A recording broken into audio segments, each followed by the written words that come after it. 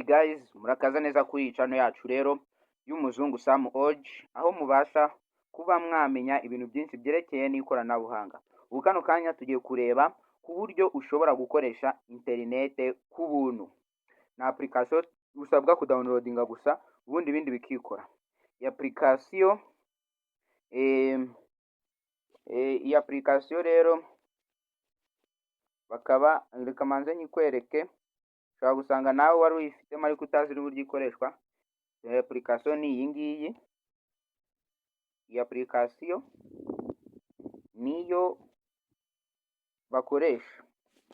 Iyi niba utayifite rero, iyi application bayita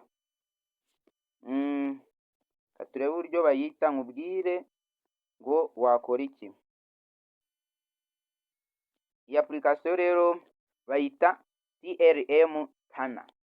Iyi application itanga interinete y'ubuntu iri unlimited itagipfa gushira. Iyi ngiyi ikora nka VPN. Akarusho nuko iyi ngiyi ikora mu Rwanda, nicyo nayikundiye. Navuze nti ntabwo nabura gusharinga abavandimwe. Ni iyi ngiyi iyi. Ubu ngiye nshakana nayikoresha nkajya kuyibereka kuri VPN. Njye kuyibereka ahantu iri kuri Play Store. Ndaza mfungure data zanjye mu bintu tugiye kwiga kuyikoresha. Nindangiza nshake ikintu bita Play Store. Okay, Play Store. Nze kuri Play Store twandikemo bya bintu twabonye ngo TLM. Dore ahantu bise byiyandika. Njye mise nyibona.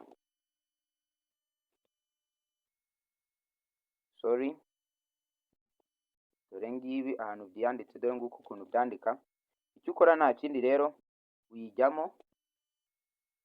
Rero application yacu dore ngiyi. Kubera ko njye nyifite, murabona njye mfiteho installed. Rero kubera ko wowe utayifiteho, hano wowe ushobora guhita wasanga handitse install. Kubera ko njye mfitemo open, ndajyamo. Ubu wowe utayifite ushaka wajya inyuma gatonya, hanyuma ukayidownloadinga cyangwa se ukaza kuyidownloadinga nyuma umaze kumenya uburyo ikoramo. Rero nta gutinda rero, reka dukomeze. Ubwo njye guhita nikorera open, nijyemo kuyikoresha. Urabona hano bari kubara ba Maidan. Ndategereza. Hano uhita uza ugakora okay, hanyuma ugahita ukora later. Ukigeramo hano rero uramanza ugacekinga niba data zawe zifunguye. Wabona data zawe zifunguye, ubwo ngubwo ukisubirira inyuma. Uhita uza hano kamabereke. Ahangaha akangaka n'utwo option ubundi tugomba twakuza ko ngako maze guselectinga, ndetse n'akangaka ko hepfo yaho. Ikintu dusabwa rero, twebwe turaza hano, tujyemo hano muri aka kambere, dukandeho. Nidukandaho dore ibintu byanditsemo. Ikindi rero twebwe iyo dushaka gukoresha aka option turaza gufungura, ni aka ko hejuru. Ushobora gusanga ariko kasanzwemo n'ubundi uhita ugakandaho.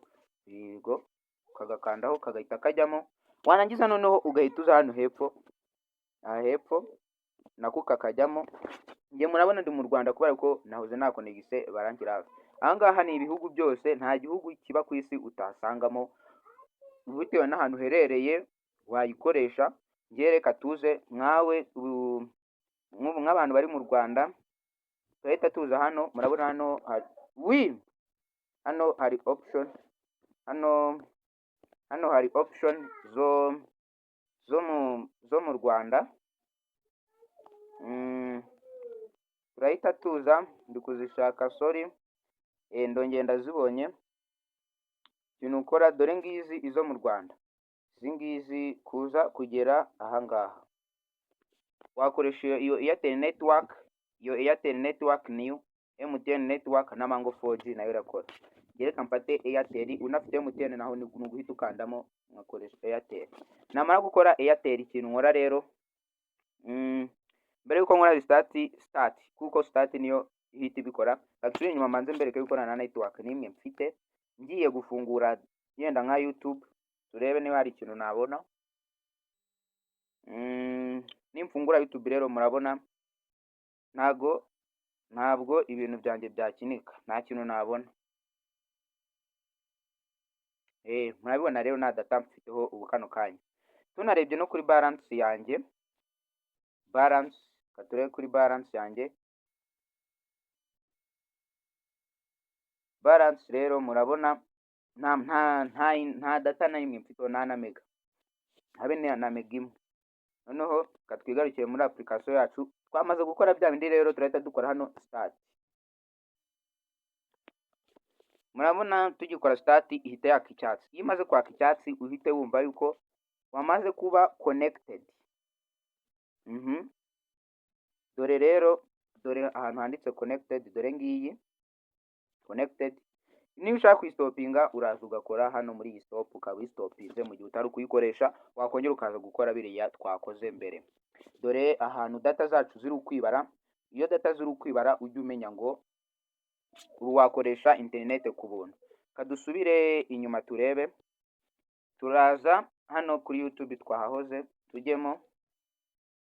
Noneho ubu dore aka kantu kari hano hejuru k'agafunguzo. Akantu niko kakubwira yuko wabaye connected. Noneho tujyamo.